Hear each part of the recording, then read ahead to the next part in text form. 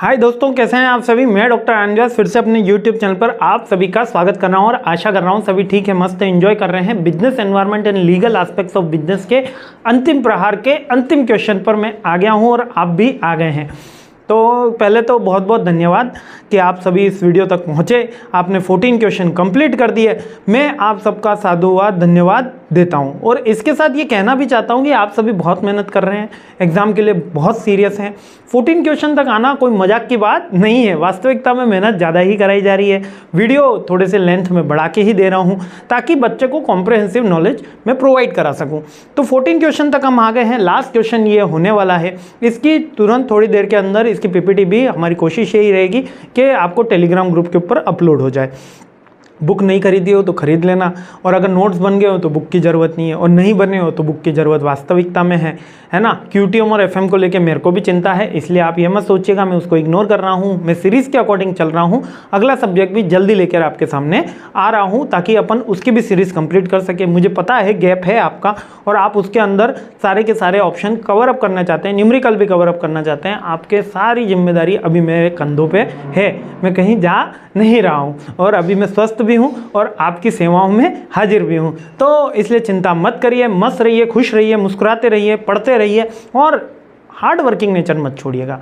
Detail question मत छोड़िएगा, detail videos मत छोड़िएगा, है ना। उसके बाद अंतिम प्रहार पे मैं कहता हूँ अंतिम प्रहार मत भी देखो।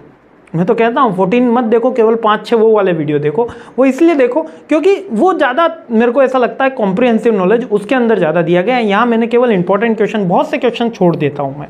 तो ऐसा हो जाता है कि जब क्वेश्चन छोड़ दिए और वो एग्जाम में आए तब, इसलिए मैं हमेशा कहता हूं कि पहले डिटेल देखना फिर अंतिम प्रहार पे आना, जिससे आपको एक बेटर अंडरस्टैंडिंग, एक लेवल एनहांसमेंट होगा। अंतिम प्रहार में मैं थोड़ा सा फास्ट भी चल पाता हूं, वहां पे डिटेल वीडियो में हमारी स्पीड भी स्लो होती है, तो दोनों ही चीज़ें रहती हैं। तो आप सबका पहले तो बहुत बहुत धन्यवाद कि आप यहाँ तक पहुँचे और आपके हार्ड वर्किंग को नमन। और 14 क्वेश्चन पे हमला बोल देते हैं, आखिरी क्वेश्चन है पर इंपॉर्टेंस इसकी उतनी ही है जितनी शुरुआत के 13 क्वेश्चंस की है, सबकी इंपॉर्टेंस बराबर। Consumer protection act and consumer protection council. तो कंज्यूमर प्रोटेक्शन एक्ट क्या है? Consumer protection act basically Indian में पहले मिलावट बहुत होने लगी। पहले भारत में ऐसा नहीं होता था, शुद्ध चीज़ें मिलती थी, अशुद्ध अब बहुत मिल गई, मिलावटखोरी बढ़ गई। तो इससे कंज्यूमर के राइट्स की रक्षा करने के लिए, उनको प्रोटेक्ट करने के लिए गवर्नमेंट ने इनिशिएटिव लिया। इस इनिशिएटिव का नाम ही कंज्यूमर प्रोटेक्शन एक्ट आया, जिसमें कंज्यूमर को एक स्टैंडर्ड प्रोडक्ट मिले, एक मिनिमम क्वालिटी का प्रोडक्ट मिले, अनड्यू एडवांटेज नहीं ले सप्लायर सेलर, प्राइस हाई नहीं कर सके, नेसेसिटी ऑफ द प्रोडक्ट का गुड्स भी इसमें रख दिया, जिससे कारण पेट्रोल पंप जब भी शहर बंद हो जाता है तब भी जो नेसेसिटी गुड्स होते हैं लाइक दवाइयाँ हो गई, पेट्रोल हो गया, इनको लॉकडाउन नहीं किया जा सकता, इनको बंद नहीं करते हैं। ठीक है, तो consumer protection act is the legal framework to enacted the many countries by protect the rights and interest of the consumer with the dealing in the business, जो हम बाय कर रहे हैं उसके लिए। ठीक है, इसके लिए काउंसिल भी बनी है, मतलब इस एक्ट के ऑफिस में, इस एक्ट के मीन्स के प्रोविजन में। अब इसके की फीचर पूछे जाते हैं एग्जाम में। पहला है कि कंज्यूमर राइट्स प्रोवाइड करना, जागो ग्राहक जागो।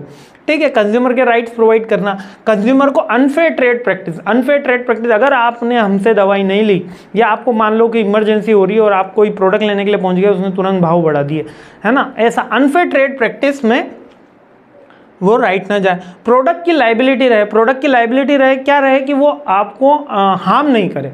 अब जैसे कि एसिड लाओगे तो वो तो हार्म करेगा ही करेगा, लेकिन एक प्रोडक्ट ले आए, मान लीजिए मोबाइल ले आए, फ़ोन पे बात कर रहे, फट गया, कान भी हमारा उसके साथ चल गया, ऐसा ना हो। यानी प्रोडक्ट की पर्टिकुलर एक लाइबिलिटी फिक्स्ड हो कि वो आपको हार्म ना करे। ठीक है, और नेक्स्ट क्या है, कंज्यूमर का डिस्प्यूट हो जाए, अगर कंज्यूमर और सेलर के बीच में डिस्प्यूट हो जाए तो उसका एक रिड्रेसल मैकेनिज्म बनाए, ये कंज्यूमर प्रोटेक्शन एक्ट कहता है, जिसमें काउंसिल बनाई गई, है ना, काउंसिल बनाई गई।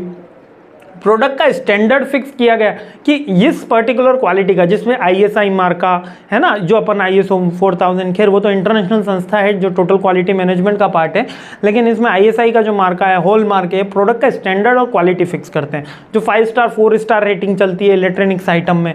ई कॉमर्स के लिए भी एक कंज्यूमर पैनल अलग से बनाया गया। वो आईटी एक्ट तो गवर्न कर ही रहा है, लेकिन हो सकता है कि मैंने ई कॉमर्स के थ्रू कोई प्रोडक्ट बाय करा हो, तो उसके लिए भी इसी के अंदर दिया गया है। और क्लास एक्शन लिया गया है, जैसे कंज्यूमर को कोई पर्टिकुलर ग्रुप को अगर कोई प्रोडक्ट दिया गया है और उसके अकॉर्डिंग कोई दिक्कत आ रही है, तो बेसिकली कंज्यूमर की राइट के प्रोटेक्शन करने के लिए और उसके कोई ग्रेवियंस आए तो उसको सॉल्व करने के लिए कंज्यूमर प्रोटेक्शन एक्ट उदय में आया, मतलब डेवलप्ड हुआ।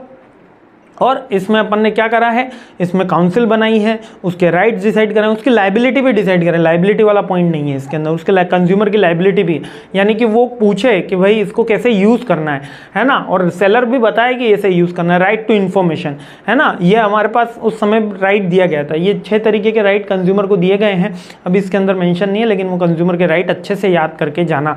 कंज्यूमर के राइट ही एक अलग से क्वेश्चन बन जाता है, मैं बोल रहा हूँ, कंज्यूमर के राइट ही एक अलग से क्वेश्चन बन जाता है। कंज्यूमर प्रोटेक्शन काउंसिल, अब सेकंड पॉइंट आ जाता है, इन राइट्स की जो एक्ट तो बन गया, इनकी सुरक्षा के लिए हमने क्या बनाई, कंज्यूमर प्रोटेक्शन की काउंसिल बनाई है। इसको ये 3 तरीके की काउंसिल है, एक डिस्ट्रिक्ट लेवल पे, एक स्टेट लेवल पे, एक नेशनल लेवल पे। याद हो गया, यही है तीनों के अंदर। देखो पहले सेंट्रल, जो नेशनल लेवल है उसको सेंट्रल लेवल बोलते हैं, स्टेट लेवल बोलते हैं, डिस्ट्रिक्ट लेवल बोलते हैं। डिपेंड करता है आपका वाद, यानी कि आपका जो केस है वो कितने करोड़ का है, इसकी सर्टेन लिमिट है, मैंने डिटेल वीडियोस के अंदर वो बता रखी है। और जो ई बुक है उसमें भी मेंशन है कि ये पर्टिकुलर जो अपना स्टेट लेवल है, डिस्ट्रिक्ट लेवल है और नेशनल लेवल है, जितना बड़ा आपका केस होगा उस अकॉर्डिंग आप उसके अंदर अपील कर सकते हैं।